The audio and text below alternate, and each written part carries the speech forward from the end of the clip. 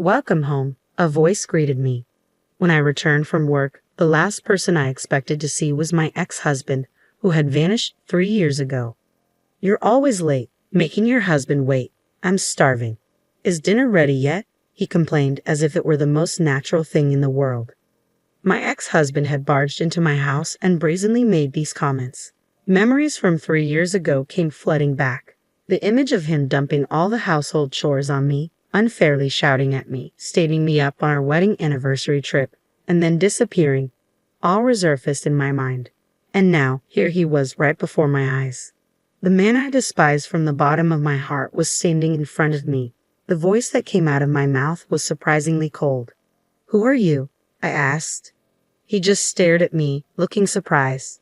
"My name is Hazel, and I'm turning 30 this year. These days, I lead a peaceful life as a company employee, but I have a past. A past involving my husband, Steve, whom I married when I was 25. I met Steve through a friend's introduction. He was a salesperson with a manly character, the exact opposite of my quiet and reserved self. I was drawn to him because he had qualities I lacked, and so we started dating. In the second year of our relationship, I accepted Steve's marriage proposal. After we registered our marriage, we began our married life in an apartment that my parents gave us as a wedding gift. Everything seemed fine until then. However, after getting married, Steve's attitude changed drastically. During our dating period, he spoke kindly to me and gave me presents. But after marriage, he stopped all of that. Despite both of us working, he made me do all the housework. He left his dirty laundry everywhere, scattered trash around, and didn't even thank me for preparing meals. He refused to do even minor chores like taking out the trash. After living with him for about a month, I reached my limit and decided to talk to Steve one day. "Hey Steve, we're both working. Can't you help a little with the housework?" I asked. Steve sighed as if he were tired. "You know we're married, right, Hazel?" "Yeah, but it's common sense that the wife does the housework after marriage." I couldn't hide my surprise at Steve's outrageous words. "That's not true. These days, it's common for both parties to share the workload." "What? You want your husband to work at home too? You're such a nagging wife. If you don't want to be called that, you better do your job properly," Steve retorted and turned to watch TV. I couldn't say anything and continued doing all the housework. A year passed since our marriage and I became accustomed to managing everything on my own. Steve began saying he was busy with work, coming home late, and even working on weekends. There were times when I realized we hadn't had a decent conversation for 2 weeks. One day, when he happened to come home early, I hesitantly started a conversation with him. "Hey Steve, are you still busy with work?" "Yeah, kind of," he replied. "You've been coming home after midnight recently, and you don't seem to have any days off. Maybe it's better if you change your job?" "Stay out of my business," Steve suddenly yelled, surprising me and making me step back in shock. "I am sorry. I just worry about your health. You don't need to say unnecessary things. Leave me alone." From that point on, Steve followed a pattern of returning home late, sleeping, and leaving early in the morning. We hadn't done anything together for months, like going out on weekends. At this rate, our relationship would fall apart. I had to do something. Filled with anxiety, I came up with a plan. When he returned home one evening, I asked, "Hey Steve, isn't our anniversary during the upcoming holidays?" "Yeah, I guess," he replied gruffly as he removed his tie. Not discouraged, I proposed, "Keep that date free. Let's go on a trip together." "A trip?" "Yes, wouldn't it be nice? I'll cover the costs, please." Steve thought about it for a while, then finally agreed. "All right, I'll keep the day free." "That's great. I'll plan everything." And so, Steve and I decided to go on a trip for our anniversary. I hoped this trip could rekindle the bond that had been gradually fading between us. With this in mind, I thoroughly researched and made all our travel arrangements. A few weeks later, the day of the trip arrived. Steve hadn't returned home since he went to work the day before. Our departure was scheduled for 10 a.m., and time was quickly running out. In a panic, I called him repeatedly, but couldn't reach him. Finally, in the afternoon, Steve called. "Ho! We're supposed to go on a trip today, right? Where are you?" I asked urgently. "Ah, sorry, work is running late," he replied. "We have a check-in time. We should leave soon. Can you go ahead and check in for us? I'll catch up." "Really? You're actually coming, right?" "I told you I would." "Bye," he said, ending the call abruptly. I was left dumbfounded. The check-in time was approaching, and I needed to leave immediately. I had hoped to check in with Steve and explore the area together after arriving, but despite my hopes, I headed to our destination alone. When I checked into the hotel, they seemed surprised to see me alone. Naturally, as I'd made a reservation for two, I explained that my husband would be arriving later and was then shown to our room. Outside the window, it had started to rain, as if reflecting my feelings. I waited for Steve's arrival for a while, but even after 1 hour, then 2 hours, he didn't show up. Worse yet, he didn't even call. At this rate, our dinner reservation would be missed. After several unsuccessful attempts to call Steve, I was only connected to voicemail. In the end, I swallowed my embarrassment and asked the hotel to prepare dinner for one, which I ate alone.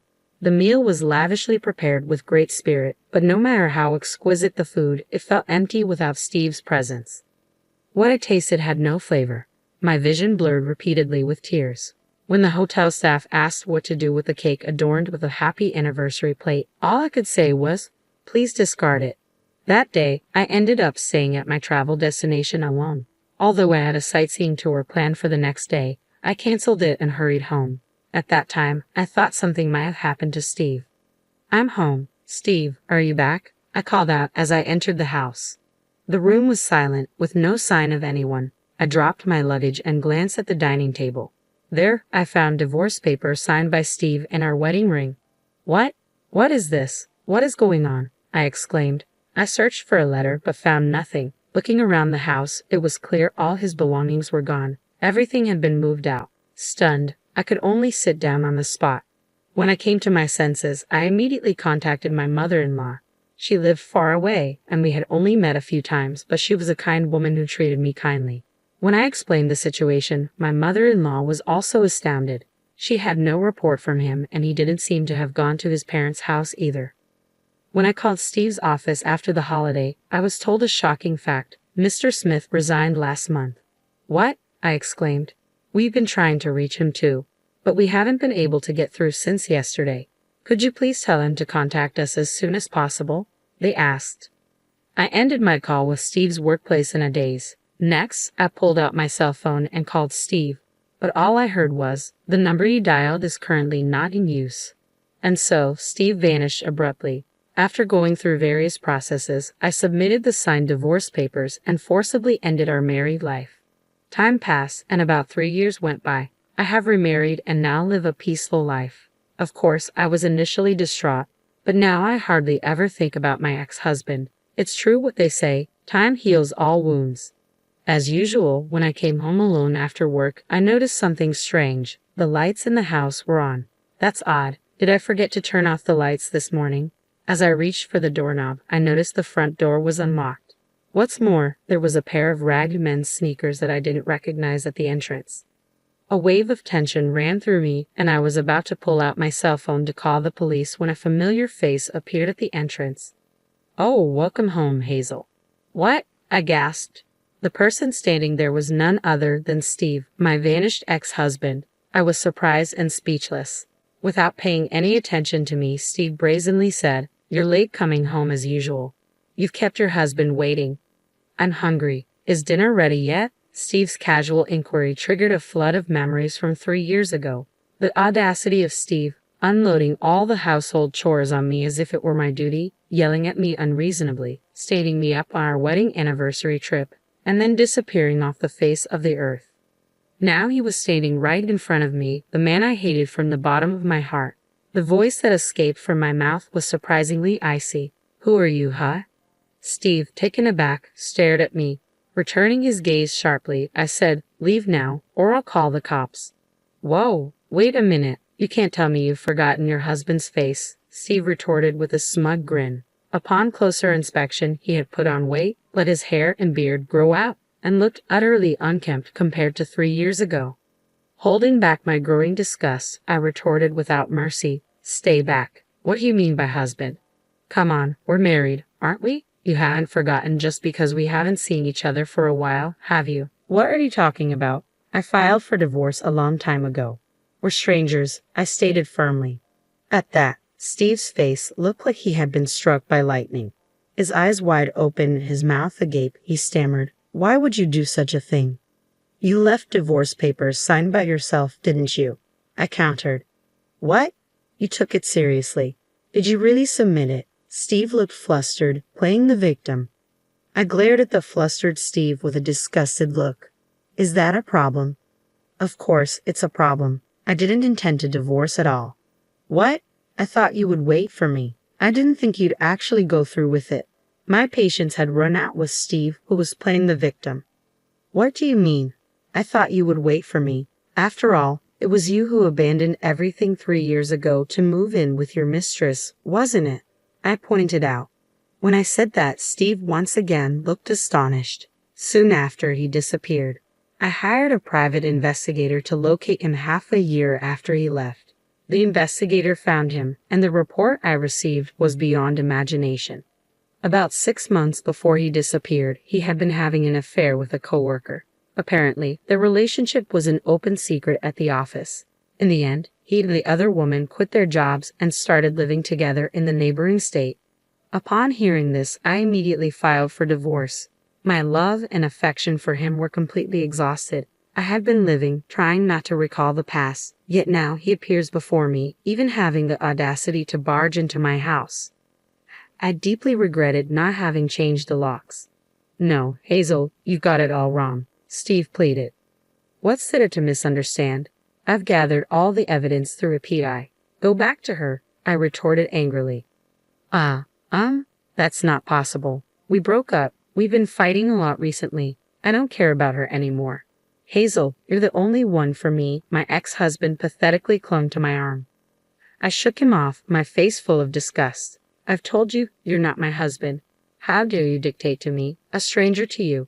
I only love you, right? Let's start over our married life. Let's go to the city hall now and reapply for our marriage certificate. Come on, let's get moving. Steve tugged at my arm. This is hopeless. He's not understanding a word, I thought. Just as I took out my cell phone to call the police, the front door swung open. Who might you be? Let go of her. A commanding voice interrupted. Steve, taken aback, slackened his grip. I instantly ran towards the source of the voice. What the? Who are you? Steve asked. My husband, I replied, clinging to my returning husband. He gently soothed me and addressed Steve in a low voice. You're Steve Smith, right? Hazel's ex-husband. Yes, that's me, Steve replied, bewildered. But you, her husband, son, Steve doesn't comprehend the situation, so I'll lay it out for him, my husband said firmly. I've been remarried for a while now, which is why I've been telling you that you're a stranger. My new husband, John Collins, is a colleague from work. Apparently, he has been interested in me since we joined the company. At first, he gave up because I was married, but once he learned of my divorce, he started to make his move. Initially wary of men, I didn't accept his feelings. However, as I got to know John's earnest and sincere character, I gradually let him in. Upon hearing my circumstances, John looked me in the eyes and said, I will never leave you alone, Hazel. I promise to protect you for the rest of my life. Will you please marry me? Tearfully, I accepted his proposal, and I have been moving forward, forgetting the past. When Steve Cox arrived, John's stern face made him recoil. As Steve tried to flee towards the entrance, I stopped him. Hold it right there, I said. Trembling with fear, Steve looked back at us. You're going to be paying alimony. It's not beyond the statute of limitations yet, so you will pay for your infidelity. I'm not working now. I don't have any money, Steve stammered. I couldn't care less. If you don't pay, I'll take you to court. Remember that, John said, glaring at Steve. Steve apologized and ran off with his tail between his legs. In the quiet room, I apologized to my husband. I'm sorry about all this. I never thought he would show up after all this time. It's okay. It must have shocked you too, Hazel. From now on, let me know if something happens. I'll protect you with everything I've got, John said, embracing me. Later on, it seems Steve returned to his parents' home. My former mother-in-law contacted me and agreed to pay the alimony in one lump sum. According to her, Steve will now work off his debt to her by toiling away on their family farm. I do hope the proud and selfish Steve changes his ways and works honestly, but I never want to be involved with him again. Learning from this experience, I moved to a new apartment. In fact, I recently found out that I am pregnant with my current husband, who is truly happy about my pregnancy. I'm sure we'll be able to build a happy family.